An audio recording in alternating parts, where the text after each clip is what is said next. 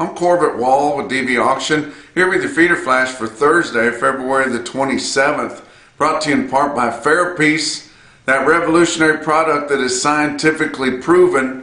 I had dinner with Dr. Rodrigo on Tuesday night, and we were talking about Fairpiece, and he says, you know, the main thing that I want people to know is it's not just for high-risk cattle. He has done a couple of big studies on low-risk yearling feeder cattle going into the feedlot, and you cannot pass up on the return of your $6 investment, treating those cattle as soon as they get to the yard, and then again at re-implant. It's just amazing the return you get on those cattle. Calm cattle, one iron cattle, cattle that came in, yearling type cattle, and still the performance in the feedlot and their performance in the cooler was something that you cannot ignore. It was very impressive. For more information, go to fairpiece.com. Fewer cattle and more beef. Now, I've told you guys before that I typically every day look at the daily livestock report.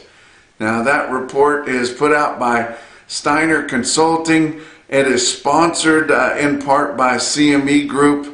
They do charge a small subscription fee, which I gladly pay, but it is an excellent report. And if you guys are interested in keeping up with markets, I encourage you to subscribe to that report, and it's very good. Now, they had an excellent report on Wednesday, and I want to tell you about it. What they were talking about is we've got fewer cattle now, and comparing it back to 20 years ago, but more beef. Our total cow herd is 4.5 million head, or 11% lighter than it was 20 years ago, going back to 2005. Our calf crop is 3.6 million head, or 10% lighter than it was 20 years ago, but our beef production is 400 million pounds more. Now that is glaring right there. It just goes to show you, whenever you start taking cattle consistently to 1,700 and 1,800 pounds, rather than going back to the 12 or 1,300 pounds, we just got so much more beef with a lot less cattle. And so it goes to show you our numbers are so tight on calves. Our cow herd is the smallest we've seen in 73 years. Yes, we do have all-time record high prices for calves and yearlings, but not for our fed cattle. Now, cows and bulls, they're getting back up there pretty strong. We'll talk about that in a minute too. But also our grading is so much better. In 2005, our fed cattle graded 53% choice with only 2.85% prime. Now, 20 years ago, before that, 25 and 30 years ago was whenever I was starting to work for USDA and becoming a certified livestock grader. We never called anything prime when we were grading our livestock. Prime was a fluke of nature. You know, once in a while you'd get some, and like what the report I just told you said, only about 3% of the fed cattle achieved the prime grade, and most of them were Jerseys because they're so light muscled. But we've changed. In 2024, now our fed cattle are 72.7% choice plus 10.6% prime. Unbelievable how we've got that way. And how have we got that? Through improved genetics, through more days on feed than what we were doing 20 years ago. Our carcass size is so much bigger. And then something that pisses everybody off when I tell you, it's instrument grading or camera grading that has been totally embraced now, and all of your big packing houses use instrument grading.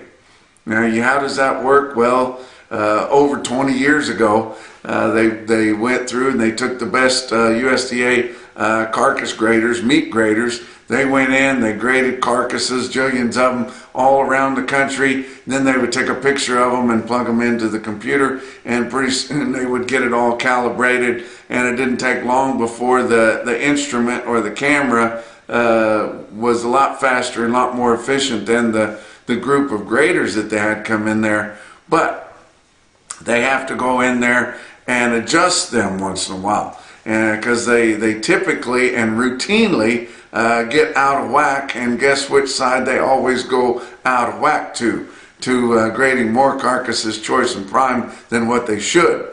And you guys can doubt me. You can say, oh, no. I've talked to guys that I used to work with. I worked with meat grading before I worked for Market News with USDA, area supervisors of meat grading, and they will absolutely tell you that that has a part in it. Yes, genetics, yes, bigger carcasses, but easier grading with the instruments. And that's a perfect problem there, because your packers love it, the cattle feeders love it, and your consumers don't know any better. So how long are we going to abuse them, and how far are we going to take them before they start resisting that? I don't know. That's the industry's problem, but it definitely has something to do with it, and it lines exactly right up with the time that came into play. Now, our cows and bulls are getting extremely tight, and everybody is really looking to the trade where we get that lean meat the most, from Brazil, from Australia, places like that we get it. And we do get some from Canada and Mexico also.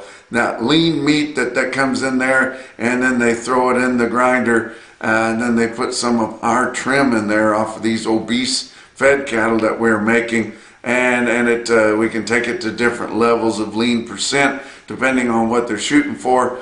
And but we are running so short of cows and bulls, and these cow and bull packs that we've got are aggressively going after them. And they don't buy most of them direct. They do buy some, but they mostly buy them in auctions, where you have competitive bidding that I talk about is so wonderful. They've got the three wonderful things about an auction. They've got speed, excitement, and confusion.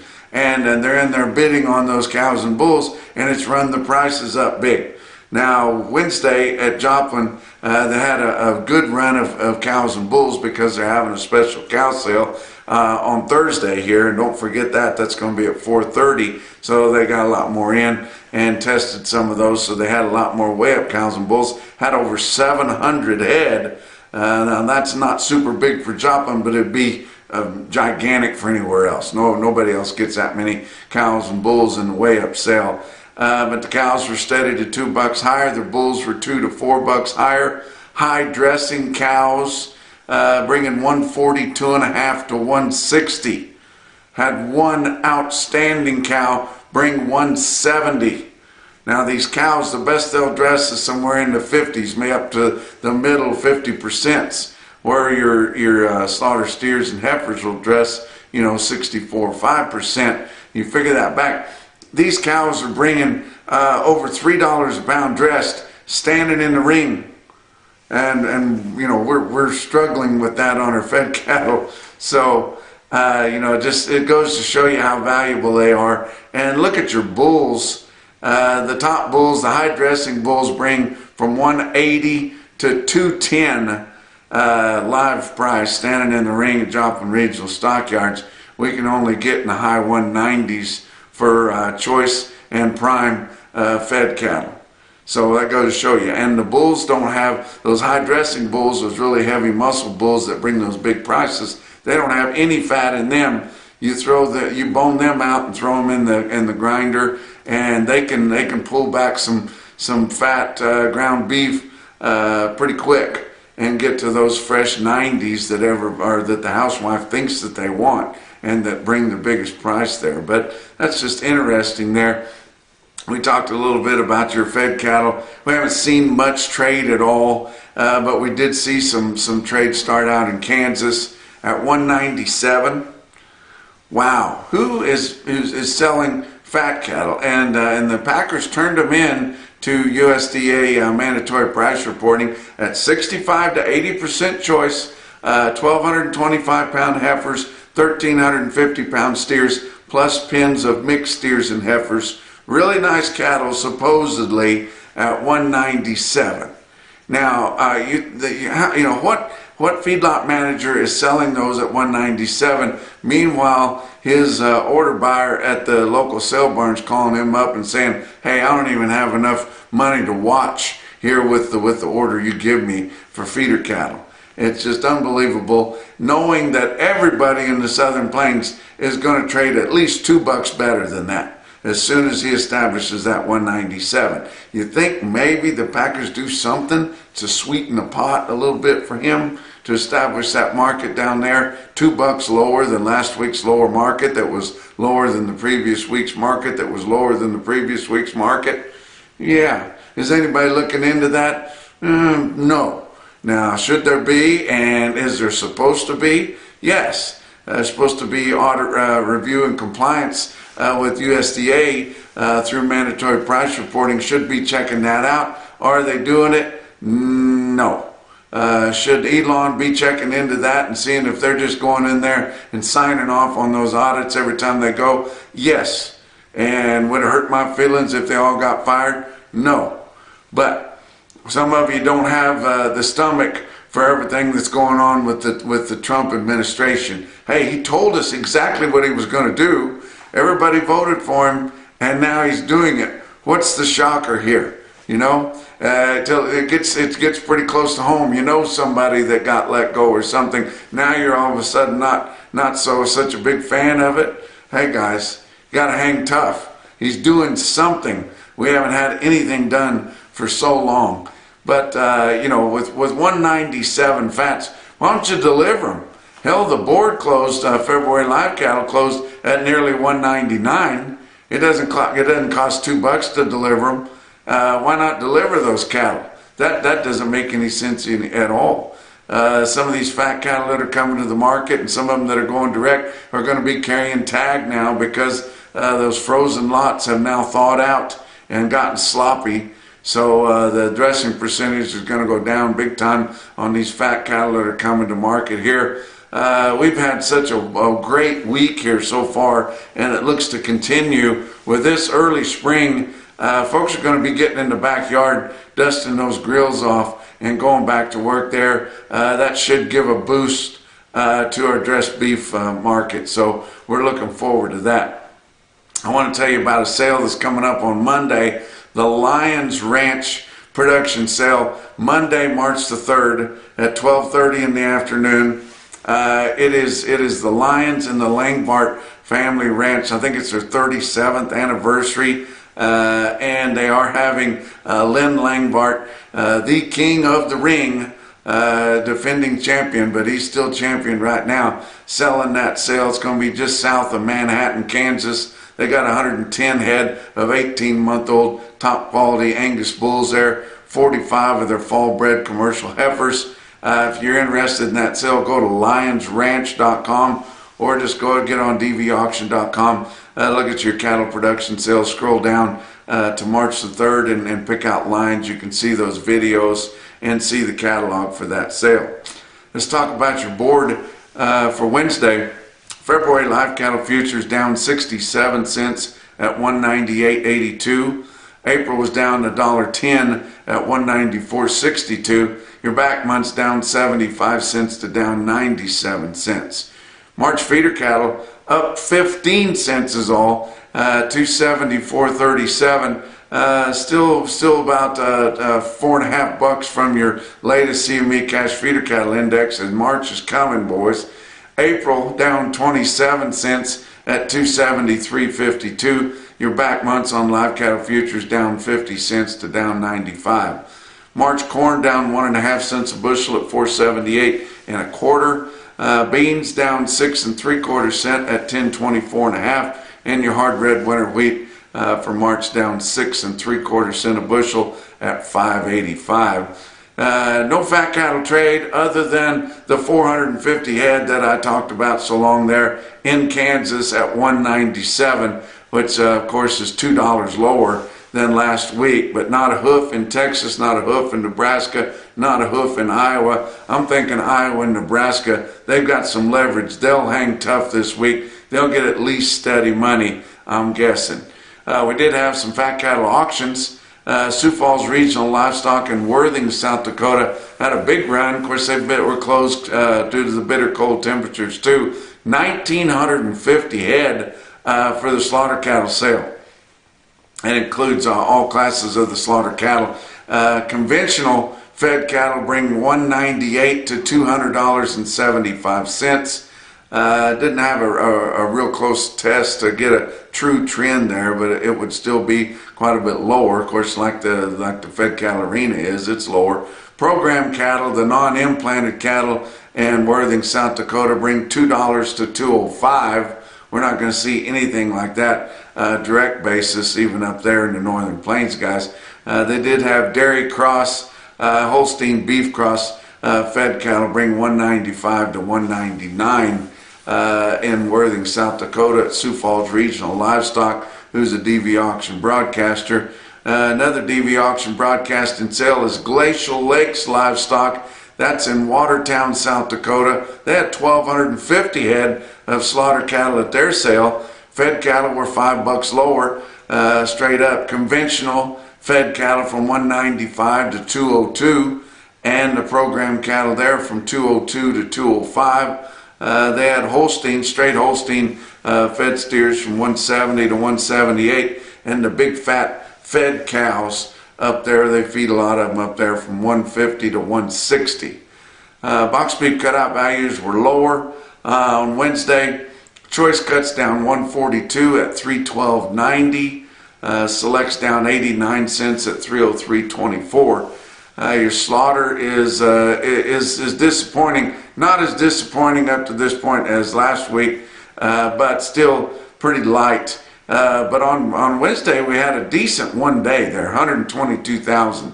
Maybe they are still getting some orders for some beef there. Maybe they are dusting off the grills out there. But up through the first 3 days of the week, 339,000 estimated cattle slaughter. That is 9,000 better than just last week up to this point, but still 29,000 lighter than this point the same week a year ago. Let's talk about what else is going on. Punchy Pick of the Month contest comes around quicker than a pickup payment. I'm going to be doing that on tomorrow's episode of the Feeder Flash. We couldn't do it without our sponsors for that. Beaver Feed Company in Beaver, Oklahoma. Beaver County Stockyards in Beaver, Oklahoma. And then, of course, Fairpiece. And the winner's going to get all kinds of swag from those first two sponsors, plus NationalBeefWire and Feeder Flash. But they're going to get a whole case of Fairpiece, and then they can do their own experiment and see how well it works for them. But that's a great grand prize. Don't forget about the Kids Corral, and now we have a sponsor for that from Great Plains Livestock Consulting. They're giving away a $200 gift certificate to Cavender's for the best Kids Corral pick. And I've seen some of them this month, and they are outstanding. So don't miss tomorrow's episode of the Feeder Flash. Let's talk about your feeder cattle market, brought to you by Specialty Risk Insurance, who's working to protect your livelihood. Your real-time index on DVAuction based on an 800-pound cash auction steer up through your middle 12 states. Late in the day on Wednesday, sitting at 280.17, down 76 cents. And you said, I thought these feeders were selling so good. Well, yeah, but we didn't have hardly any receipts last week because it was so cold, and the few sales that did have them were mostly in the Northern Plains and Midwest, kind of premium type sales. Now we're getting bigger runs. It's pulling that 7-day moving average down a little bit. But 280.17 is the latest CME cash feeder cattle index, 278.73. Let's talk about your big sales on Wednesday. How about the biggest sale by far in the entire country this past week?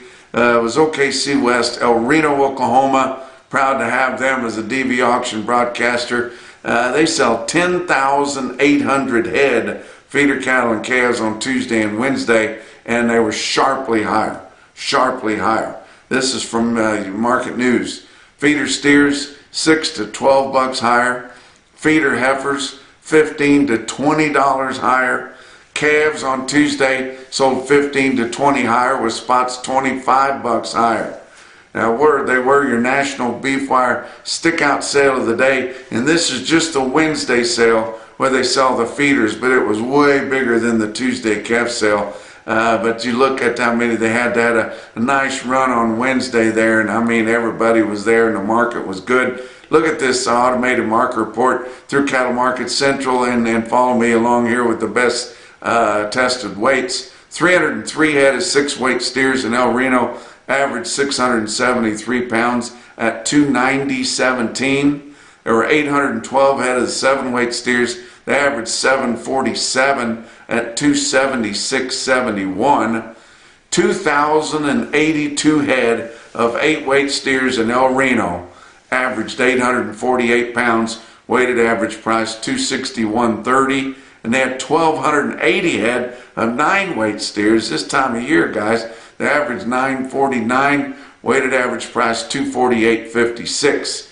Look at some heifers. 439 head of the 6-weight heifers averaged 657 pounds at 274. There were 1,141 head of the 7-weight heifers. They averaged 742 at 258.56.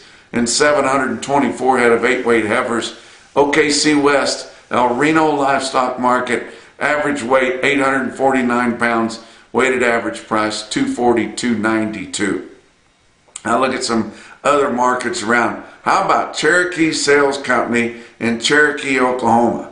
That's western Oklahoma, very rural out there. They had a big sale on Wednesday, and they sold the big feeders really, really well. They had more than this, but I just noticed late in the sale here, they had 7 loads, bang, bang, bang, of 9-weight steers at Cherokee Sale Company in Cherokee, Oklahoma. Those 9-weight steers, loads of them, bring from 251 to 262. They went higher than that. They had another load that they sold earlier in the day that must have had excellent condition. They weighed 911 and bring 270. So congratulations to them at Cherokee Sales Company in Cherokee, Oklahoma. How about up north in Sidney, Montana? Sidney Livestock, they sell 450 head in one whack. 653-pound steer calves bring 331. Wow, impressive quote there. How about North Arkansas Livestock in beautiful downtown Green Forest, Arkansas? They had a huge sale. It was like one up in the northern plains. They had big strings of cattle selling, big weights of cattle, a lot of 7 and 8 weight cattle there, and a lot of long strings of them. But the most impressive that I saw on Wednesday was 62 steers at North Arkansas Livestock. They weighed 732 and bring 299 in Arkansas, boys. How about Bassett Livestock in Bassett, Nebraska? They sell 70 steers, weighed 692 at 335. How about Torrington Livestock Markets in Torrington, Wyoming? They sell 99 steers, weighed 485, nearly 500 pounds, bring 397. And we've been right there. That's a tipping point. There's $4 on a 5-weight steer. They were just right at it, guys, in Torrington on Wednesday. But the most impressive quote that I saw anywhere on Wednesday, your Macrocin No BS top quote for the day, come out of Hub City Livestock, longtime DVAuction broadcaster there in Aberdeen, South Dakota. They sell 72 steers, weighed 798, right at 800 pounds, for $300.25. And that's your feeder flash for Thursday.